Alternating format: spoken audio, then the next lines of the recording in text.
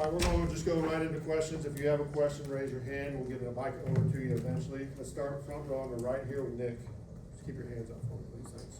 Hey Ryan, what is going to be the message to Ty heading into this first game? Just play ball. I think that Ty plays his best when he stays calm and collected, just like any quarterback. And I think as long as he stays within himself and doesn't try to make each play bigger than it is, he'll be just fine. Front row on the left, let's go to Chase. We got Mike coming to you. We'll go Chase and the column right there. In your career experience, how unusual is it to be the only assistant coach in the booth on game day like you're going to be this fall? Well, I mean, I got other guys up there with me. It's pretty much the same setup I've done. I got guys, Mitch Tollins up there. He's been with me for 5 years up in the box, so he's got a good set of eyes. And then Tyler Hughes was with us in Washington, veteran coach as well. So I feel like it's pretty much the same setup. Go ahead, Colin.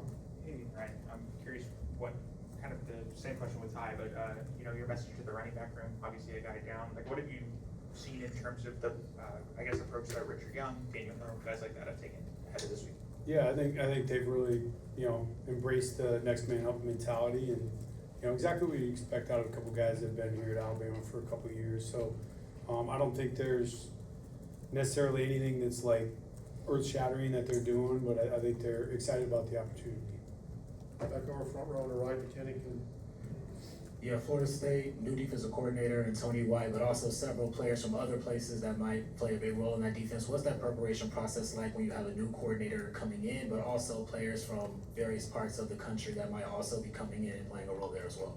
Yeah, cool question. I think that been through this process a couple different times, at different stops, and certainly there's a lot of moving parts there. Coach White's a great coach. He's been a lot of different places, veteran guy, has a lot of presence with his guys, and certainly he's creative in his play calling. So you got to dig. You got to go back to Syracuse. You got to go all the way back and make sure that you're checking everything out and try to realize how they would utilize different people and personnel sets and put people in different spots and understand the structure and the history of the defense and how it applies to the people they have now.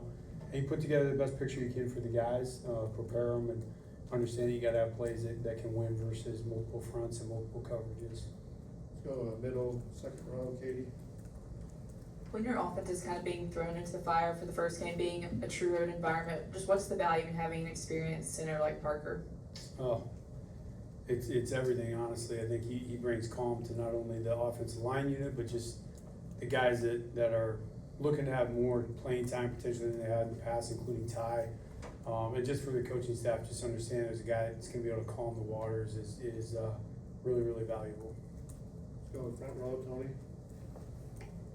Do you remember the last time you had a quarterback make his first start on a true road game? And is there anything that you do maybe differently to kind of get him a little bit ready or more prepared for that moment?